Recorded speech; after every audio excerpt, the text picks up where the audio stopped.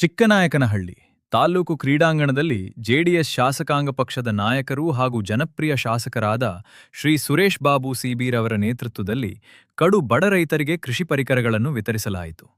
ಕರ್ನಾಟಕ ಮಹರ್ಷಿ ವಾಲ್ಮೀಕಿ ಪರಿಶಿಷ್ಟ ಪಂಗಡ ಹಾಗೂ ಪರಿಶಿಷ್ಟ ಜಾತಿಗಳ ಅಭಿವೃದ್ಧಿ ನಿಗಮದ ವತಿಯಿಂದ ಗಂಗಾ ಕಲ್ಯಾಣ ಯೋಜನೆಯಡಿ ಆಯ್ಕೆಯಾದ 28 ಫಲಾನುಭವಿಗಳಿಗೆ ಮೋಟಾರ್, ಪೈಪ್ ಹಾಗೂ ಪಂಪುಗಳನ್ನು ಅಧಿಕೃತವಾಗಿ ವಿತರಿಸಲಾಯಿತು.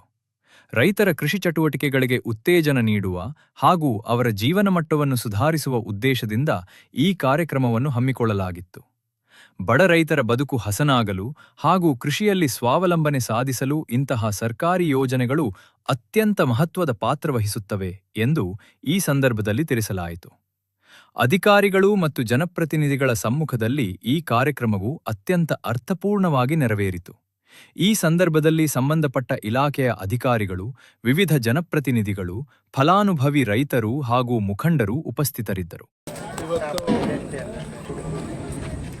ಏನು 28 ಜನ ಫಲಾನುಭವಿಗಳಿಗೆ ಎಂಐ ವತಿಯಿಂದ ಅವರಿಗೆ ಪಂಪು, ಮೋಟ್ರು ಮತ್ತು ಬೋರ್ ಡ್ರಿಲ್ ಮಾಡಲಿಕ್ಕೆ ಸುಮಾರು ಟೋಟಲ್ ಅದರ ವೆಚ್ಚ 6 ಲಕ್ಷ ರೂಪಾಯಿಗಳಲ್ಲಿ ಅವರಿಗೆ ಕರೆಂಟು ಎಲ್ಲದನ್ನು ಕೊಡುವಂಥ ವ್ಯವಸ್ಥೆ ಏನಿದೆ. ಅದರಲ್ಲಿ ಸುಮಾರು 28 ಜನ ಫಲಾನುಭವಿಗಳಿಗೆ ಈಗ ಮೋಟ್ರು, ಪಂಪ್ ಎಲ್ಲ ಕೊಡ್ತಕ್ಕಂಥ ಕೆಲಸವನ್ನು ಮಾಡಿದ್ದೇವೆ. ರೈತರು ಈ ಬೇಸಿಗೆನಲ್ಲಿ ಅವ್ರ ಜಮೀನನ್ನ ಉಳಿಸ್ಕೊಳ್ಳೋದು ಮತ್ತು ಆಬದ್ದು ಮಾಡಿ ಅವರ ಆರ್ಥಿಕ ಮಟ್ಟನ ಹೆಚ್ಚಿಸ್ಕೊಳ್ಳಿ ಅಂತ ಎಲ್ಲ ರೈತರಲ್ಲೂ ಕೂಡ ಖುಷಿಯಿಂದ ತಮ್ಮ ಏನು ಕೃಷಿ ಬದುಕನ್ನ ಚಟುವಟಿಕೆನ ಮಾಡೋದ್ರ ಮುಖಾಂತರ ನಿಮ್ಮ ಒಂದು ಭೂಮಿನೂ ಫಲವತ್ತಾಗಿ ಇಟ್ಕೊಳ್ಳೋದು ಮತ್ತು ನೀವು ಅದರಲ್ಲಿ ಬೆಳೆದು ನೀವು ಕೂಡ ಒಂದು ನೆಮ್ಮದಿಯಾಗಿರೋಂಥದ್ದಾಗಲಿ ಅಂತಕ್ಕಂಥದ್ದು ಶುಭವನ್ನು ಕೋರ್ತೀನಿ.